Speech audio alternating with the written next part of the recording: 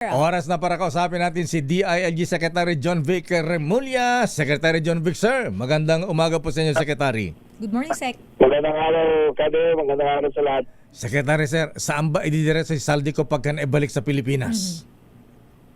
Ano ba? Saan po? Saan po dadalhin? Ayan, saan ikukulong? Pagdating po dito yan, turnover po siya sa PNP. Pag dadalhin po siya sa krame, ipoprocess po siya, bibigyan ng full medical examination to certify that he is fit for trial. Pagkatapos po, dadalhin na mugshot, fingerprint, tapos dadalhin siya sa Sandigan Bayan for return of warrant at magkakaroon ng jurisdiction ng Sandigan sa kanya. Ayan, di ba pa pwede mga mag-request kung saan siya dadalhin? Baka pwede raw sa Misimis Penal Colony. Misimis. Tama siya.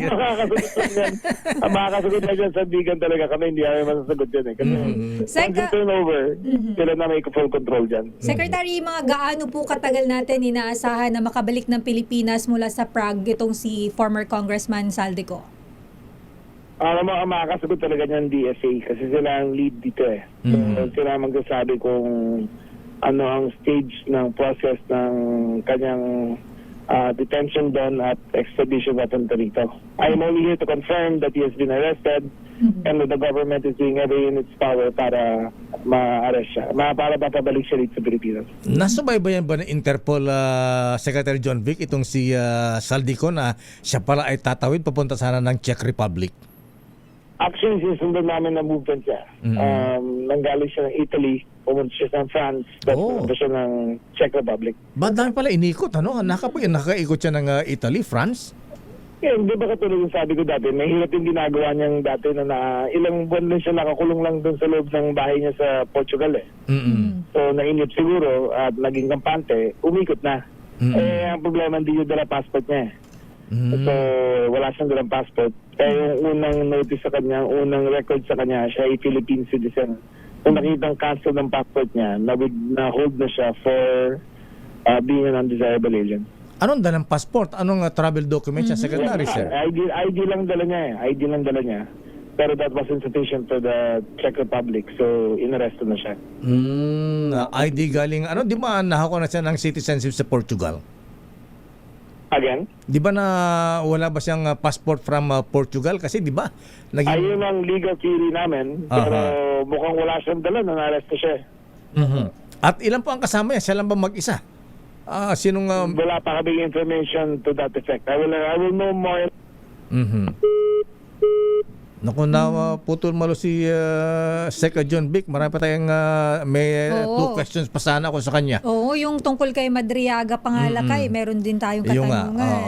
Ayan. Tawagan mo ulit malo si Sec John Vic, mukhang dumaan sa tunnel sa EDSA. Nawala yung signal. Nawala ang signal. Tinatawagan po natin habang nire-establish natin yung linya. So, antay natin na lakay dahil ang Department of Foreign Affairs ang makakasagot kung kailan nga ba may babalik ng bansa si former congressman ko. Ayan, Secretary John Vic, naputol po tayo.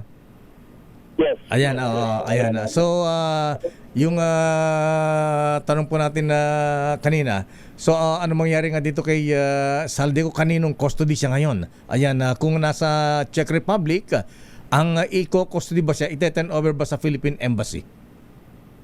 Yun po ang ginagawa ng DFA ngayon. Ginagawa po sila ng hakbang para makuha na ang physical possession kay Saldico. Pag may grant na po ang ating request, ay i-deport po siya pupunta dito sa Pilipinas. Kasama po ng ating military attaché dapat siya dito sa Pilipinas. Teka, ang Hungary ba? Sako pa rin ba ng embahada ng Philippine Embassy sa Spain? Hungary, Czech Republic po. Czech Republic. May separate embassy tayo sa Czech Republic. Apa, meron Ayan, po. Kung naalala niyo po, 2 years ago, bumisita po ang ating Pangulo doon sa Pangulo rin. At hindi ko naman ako sigurado, pero tingin ko naman may high-level discussions on the way on regarding kay Saldico. Ayan, Sister, ang tanong mo kay Secretary doon sa kay Madriaga, yung hitman? Ay, oo, ang itatanong ko lang, Sec, yung tungkol doon sa sinasabi ni Madriaga na mayroon na po pala na mga pinangalanan si Madriaga na mga contracted hitman na binabanggit po niya. Lalabas natin sa next Senate hearing. Alam ko may mga pangalan na siyang nakahanda. Kino-confirm niya na maaga pa lang ay may hitman na para kay ating Pangulo at hindi daw siya papaabuti ng 2025. Yan ang plano nila. So, ayun ang lumalabas sa mga Madriaga reports. Ayan, hitman o hitmen? Ilan po ito, Secretary John Vic? Siyempre, hindi pwede isa lang yan. Team yan sigurado. Pero yung alam na kung sino yung designated talaga na leader, team leader para magawa to. Malaking bayad yan. Magkano ang kontrata? Ay, hindi ko alam. Wala pa lang dyan. Ayan, baka kasama dyan si Carlos De Jacal. Yung assassin sana ni President de Gaulle ng France. Ayan, naging controversial yan. Ayan. Anyway, Secretary John Vic, sir, maraming salamat po. May pahabol ako sige, sila ano pang tanong mo? sabi kasi ni Sec kahapon, si Atong Ang huling namataan dyan sa may Calabarzon. Ano po yung development natin dito, Sec? Kasi sabi po nung iba, nangangantyaw po, lagi daw po tayo natatakasan. Well, katulad na kay Saldi, akala nyo kasi, akala ng tao ganun kadali. Para magandang po ng pugante na maraming pera. Marami silang paraan para magtago.